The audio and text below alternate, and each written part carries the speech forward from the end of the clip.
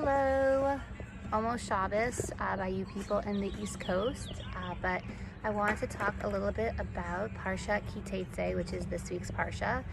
It is one of the most tragic and sad Parshiot in the entire Torah, because this is the Parsha where the Jewish people, despite seeing so many miracles in Egypt and on the way out of Egypt, and of course at Mount Sinai getting the 10 Commandments, somehow slipped up and made and worshipped a golden calf.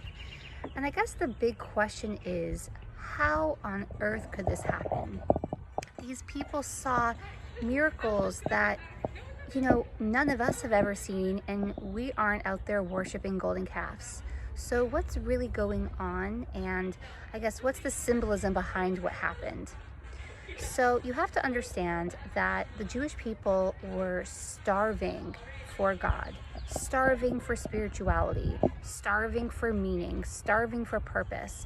And of course, getting, the Torah they were on their way, they were heading in that direction, but something went wrong. Moses went up on the mountain for 40 days and 40 nights to learn and retrieve the Torah directly from God himself. And the people miscalculated how long he was up there for. And they felt like, they basically said, where is Moses? Where is God? Where is everybody? And they got filled with fear, severe separation anxiety, to say the least. And, ended up building this calf, which, what is a calf? Well, the calf was one of the gods of Egypt. And I feel like in life, sometimes we have doubt. We overthink a situation and feel like, how come I don't have this thing yet in my life? How come I'm not married by this age? How come I'm not a CEO by this age? How come I'm not retired by this age? How come I don't have children by this age? And we start to put expectations and dates and time frames on things that we want. That creates doubt. Doubt is the most dangerous thing that could possibly happen, because doubt always inevitably leads to fear. And that's exactly what happened to the Jewish people. They doubted that Moses was ever going to come back. And what if, God forbid, God killed Moses? Or what if Moses died on the way up the mountain?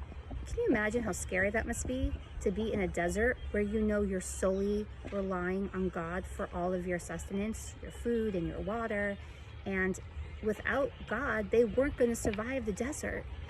And I think that when you're a slave and you're so used to relying on a slave master for your livelihood and for your support on life, essentially, you don't have the tools to rely on yourself. And that's really what went wrong. The Jewish people just proved to God that they weren't ready to be self-sufficient.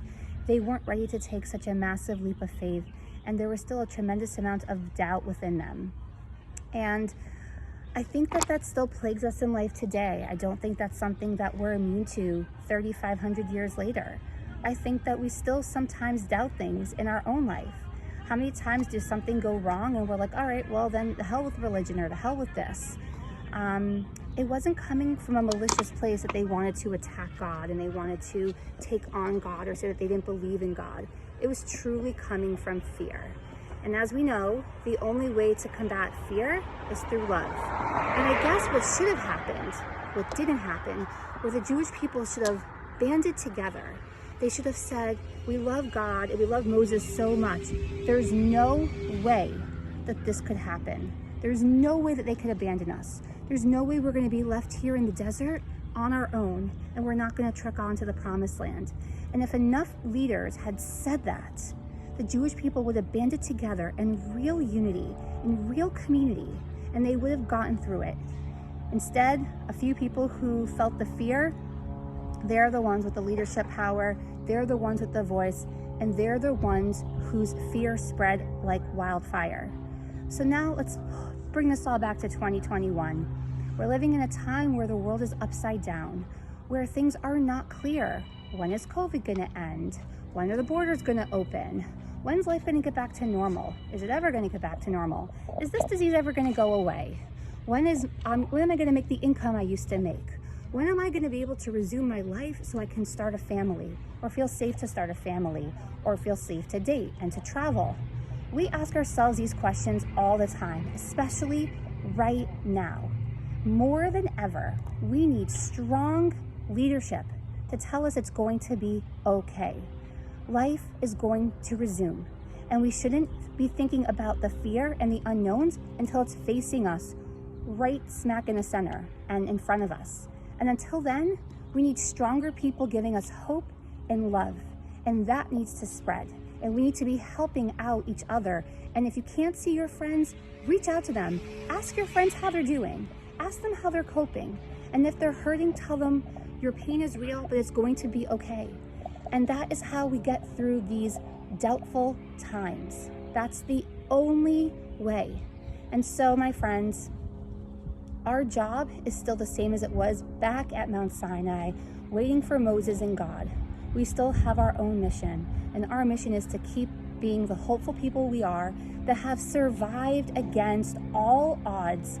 It makes no sense how the Jewish people are still here despite being such a small group that has been persecuted for thousands and thousands of years.